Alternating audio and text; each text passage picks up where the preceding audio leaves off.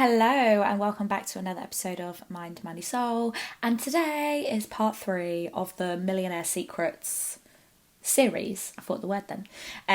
Where I'm going to be giving you the top tips and habits to get and become and stay wealthy.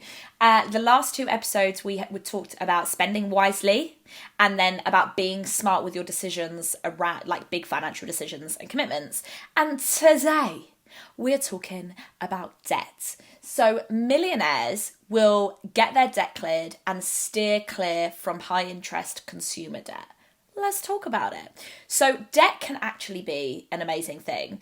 Some debt can be really useful. So for example, student debt, mortgages, business loans, etc. Hashtag not all debt is equal. But think about it. So if you get a student loan, you are essentially borrowing money from, the government to upskill, to improve your knowledge in a certain area, topic, so that you can go and get a job or a career with potentially a higher income. Not always the way, but that's the aim. If you were to get a business loan, you would essentially borrow money, use money from the bank or whoever's the loaner, the loan provider, and you would utilize that money to build a business that you expect to make profit and make money in the future. A mortgage allows you to own an asset and then which is obviously your property, and then you pay that off over time as the house goes up in value, right? So that you can eventually own something and make a profit off of it in the future, whether that means to rent out the rooms, make passive income, become mortgage free, so then you're not spending on any housing costs and you can funnel more of that money into investments. Maybe you sell the home, you downsize, you make a profit. There are so many different ways you can do it, but the key thing here is that you are utilizing debt to make more money. You are utilizing debt to get closer to being wealthy, to financial freedom. That is how you can leverage capital. And the key thing here is that, if we think about a business, right, as well, a business loan would allow you to get the equipment, the team, the software, all of that, the setup that you need to set up a company. So all of these things, you take that money, you invest it into something, but with the idea that whatever you have at the end, it's monetizable, it's something that you can capitalize on, it's something that you can make a return on your investment for. Now, the underlying theme here is that you're basically borrowing money to make more money in the future. That's how debt can be good. I imagine it like pulling the arrow back and then letting go and it pinging forward. It's that little drawback before it goes forward, and wow. That's what I imagine an arrow would sound like, actually. Now, this is good debt. This is useful debt when it is managed in the right way.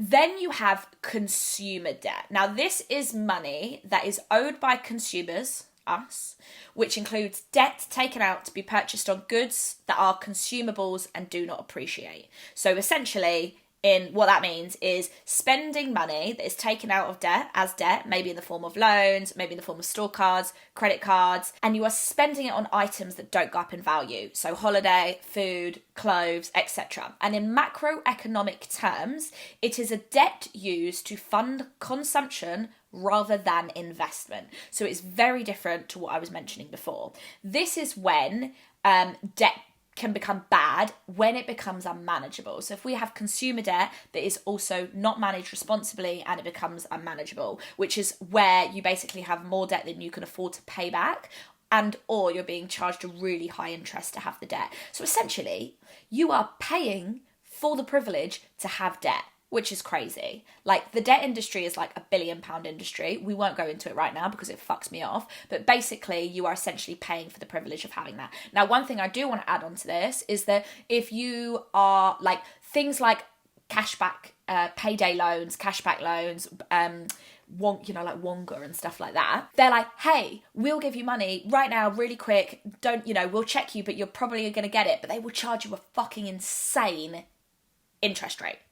So people that struggle more, that need money, that need it quick, that need a good amount, they are being charged more to have that debt than if you are someone that has a lot of money and you're already really good with your money and you're taking a debt out for a mortgage or you're taking it out for a business, you are probably more likely to get a better deal. So it doesn't fucking make sense because the people that are struggling with money end up paying a higher interest fee, which they can't afford, which keeps them in debt. And then the people that can afford it aren't being charged it. Again, this is a topic for another day, but it's just something to think about. Now, this type of debt, the bad, unmanageable consumer debt, is a destroyer of your finances.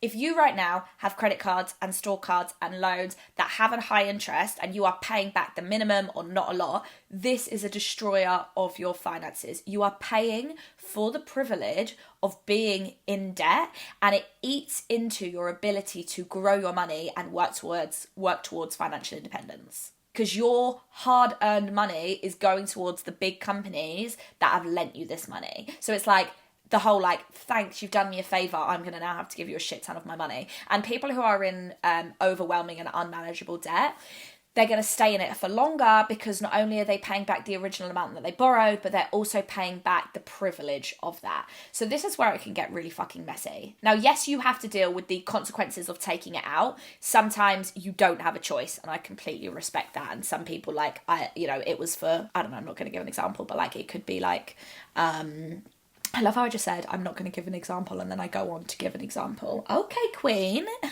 I don't know what I'm saying.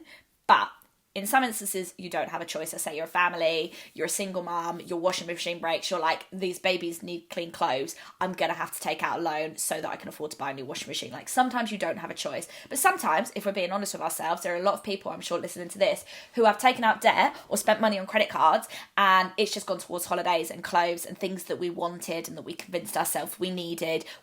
I mean, not going to lie, I think we've all been there.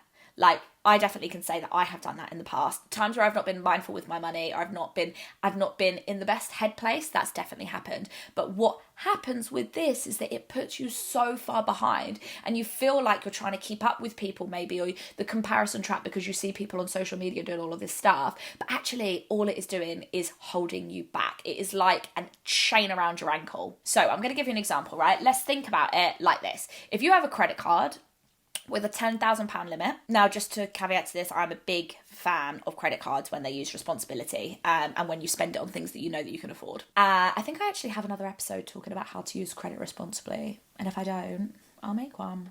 But if you are going to use that credit card to maybe build up air miles or points or cashback or rewards, or you're using it to build up your credit score, or you're using it for extra protection because of the Section 75 of the Consumer Act, where you get extra protection when you pay on a credit card.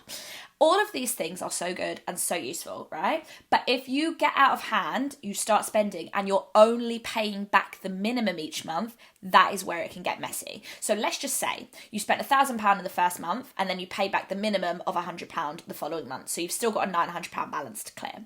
Gets to the next month, you spend another £1,000. You only clear off 100. Now you would have a balance of £1,800 left to pay. After 12 and a half months of this behaviour, you would max out your credit card. So that you would have basically spent £10,000. You would have maxed out that limit. Now, let's just say that credit card was only on a 0% interest rate for 12 months. You get to the end of the 12 months, the 0% runs out.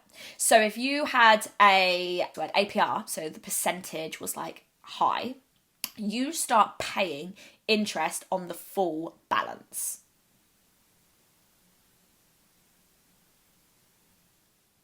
Now, in this instance, because you've now maxed out the credit card and it's at £10,000, you've maxed out the £10,000 limit, your minimum repayments would go up. So let's just say those minimum repayments are now £299. So instead of £100, they're £299, so they've nearly tripled. And that's what you have to clear every single month as a minimum. Some of that is going to go to clearing the balance, and some of that is going to go to clearing the interest. If you did that, this card would take you 4 years and 9 months to clear, and you would have paid back a total of £16,767, which is £6,767 more than what you originally borrowed, because you only borrowed £10,000. So essentially, this debt is literally costing you nearly double. It's crazy, and it is realistically so not worth it. Now, millionaires will leverage capital and debt to make more money. So they will get a buy-to-let mortgage, and they may borrow a bunch of money from the bank to buy a property, rent it out to people, make money. They might invest it into a startup or building a business that they truly believe is going to grow. But they are not spending debt and using high-interest debt on items that aren't going to make them any money. And it sounds silly, even something like a watch, like a Rolex, they're like 20 grand, right? You probably look at that. Well, I know I used to look at that and I'd be like, oh my God, what a waste of money. It's a watch. Rolex is actually retain and go up in value, which is crazy. But even that, right, it's knowing what am I spending this money on and how is this an investment versus just funding consumption. So if you utilize debt and you leverage capital to grow your money, that is essentially how you can, a one way of building wealth. But if you are utilizing debt just to fund a spending habit or a spending addiction, it's going to do the complete opposite. It's going to drag you backwards and it's going to be bad. It's going to stop your financial progress. Now, you cannot become wealthy if you keep spending on your credit card but not clearing the balance. Whilst debt can be amazing, if you leverage it like a wealthy person, yes, we love, but unmanaged consumer debt will just eat into your financial progress and hold you back. The cycle that can happen is you spend your money to make yourself feel better.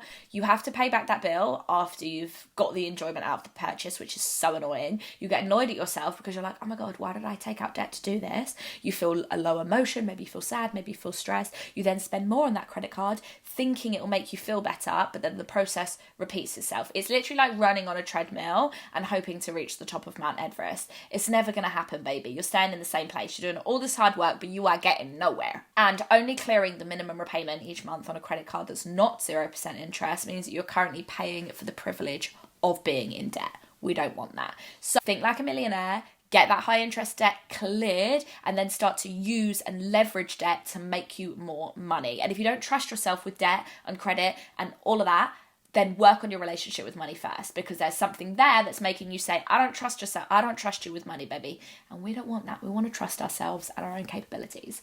So yes, that brings us to the end of episode 3. And I hope you enjoyed it. Thank you so much for being here. Send this to anybody who you think needs it. Feel free to slide into my DMs. And I will see you next week for part 4.